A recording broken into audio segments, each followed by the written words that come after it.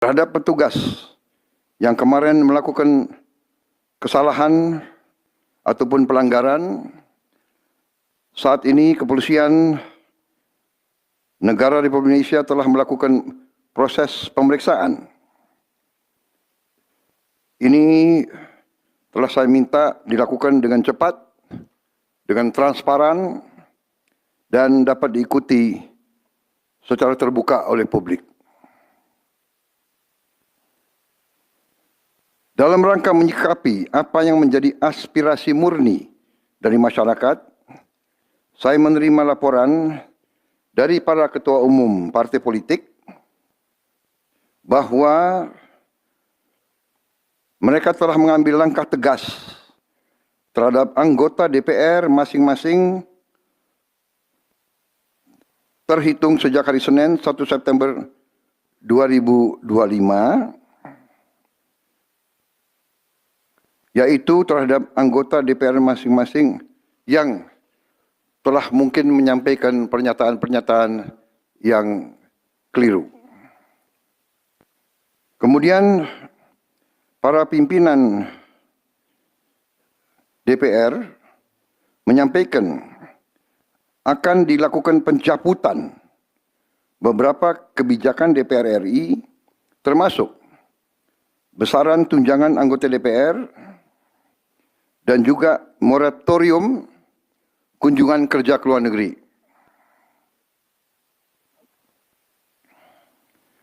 Langkah tegas tadi yang dilakukan ketua umum partai politik adalah mereka masing-masing dicabut dari keanggotanya di DPR RI. Dan juga para pimpinan DPR telah berbicara dan para ketua umum partai juga sudah menyampaikan melalui ketua fraksi masing-masing bahwa para anggota DPR harus selalu peka dan selalu berpihak kepada kepentingan rakyat. Kami menghormati kebebasan berpendapat seperti diatur dalam United Nations International Covenant on Civil and Political Rights, pasal 19, dan Undang-Undang nomor 9 tahun 1998. Penyampaian aspirasi bisa dilakukan secara damai. Namun, jika dalam pelaksananya terdapat kegiatan-kegiatan yang bersifat anarkis, destabilisasi negara, merusak atau membakar fasilitas umum, sampai adanya korban jiwa, mengancam dan menjarah rumah-rumah dan instansi-instansi publik maupun rumah-rumah pribadi, hal itu merupakan pelanggaran hukum. Dan negara wajib hadir dan melindungi rakyatnya. Para aparat yang bertugas harus melindungi masyarakat, menjaga fasilitas-fasilitas umum yang dibangun dari uang rakyat. Aparat yang bertugas juga harus menegakkan hukum apabila ada pelanggaran-pelanggaran yang mengancam kehidupan masyarakat luas. Saudara-saudara sekalian, sekali lagi, aspirasi murni yang ingin disampaikan harus dihormati. Hak untuk berkumpul secara damai harus dihormati dan dilindungi.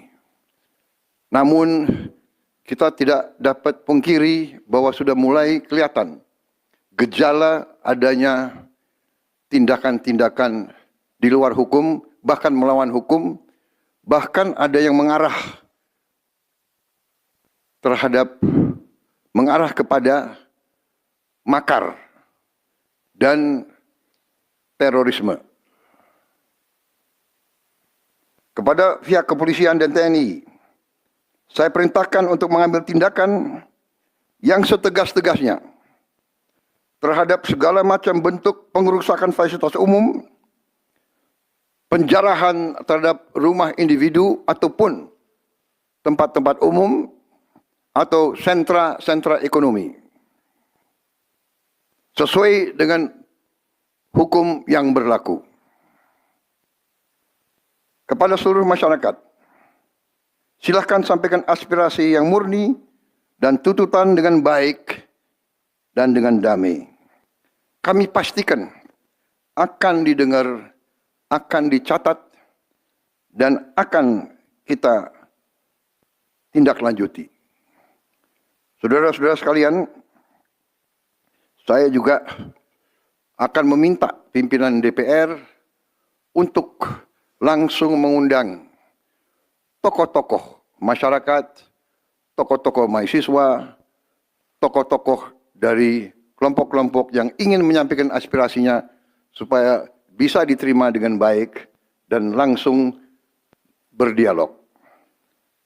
Tadi sudah saya sampaikan, mereka pun sekarang sudah akan segera melakukan pencabutan terhadap beberapa kebijakan di DPR RI.